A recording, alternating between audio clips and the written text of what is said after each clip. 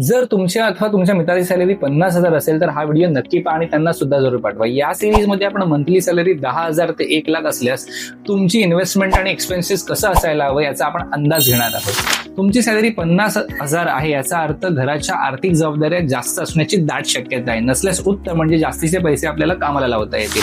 25% म्हणजे 12,500 रुपये house hold expenses, 10% म्हणजे 5,000 रुपये travelling expenses, food, cloth, office एक्सपेन्ससाठी बाजूला काढून ठेवू शकता. आणखी 10% म्हणजे 5,000 रुपये इमर्जन्सी फंड, आणखी 5% 2,500 रुपये हेल्थ इन्शुरन्सचा प्रीमियम, आणखी 10% 5,000 रुपये तुमचं बॅकअप फंड असणार आहे जे तुम्ही लिक्विड फंड मध्ये पार करू शकता.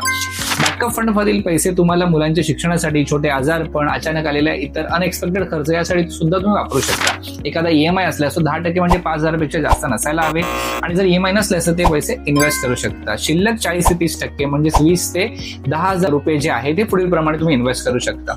20,000 रुपये आपण गृहीत धरूया. 4,000 रुपये गोल्ड म्हणजे फिजिकल गोल्ड, ETF किंवा गोल्ड कॉइन्स वगैरे याच्यामध्ये इन्व्हेस्ट करू शकता. 1,500 रुपये डायरेक्ट इक्विटी, 1,500 रुपये PPF आणि 13,000 रुपये म्हणजे 13,000 रुपीज म्युच्युअल फंड मध्ये इन्व्हेस्ट करू शकता. 50,000 सॅलरी असणाऱ्या प्रत्येकासाठी हे कॅल्क्युलेशन लागू होईल असं नाही, थोडंसं कस्टमाइज करावं लागेल कारण प्रत्येकाच्या गरजा आणि प्रत्येकाच्या जबाबदाऱ्या वेगळ्या असू शकतात. होम लोनचे EMI चालू असतात त्यानुसार थोडासा प्लॅन तुम्हाला कस्टमाइज करावा लागणार आहे आणि जर तुम्हाला तो जमत नसेल तर आम्हाला नक्कीच कॉन्टॅक्ट करा. आम्ही तुमच्या सोयीनं तुमच्या पद्धतीने तुम्हाला इन्व्हेस्टमेंट प्लॅन नक्कीच बनवून देऊ.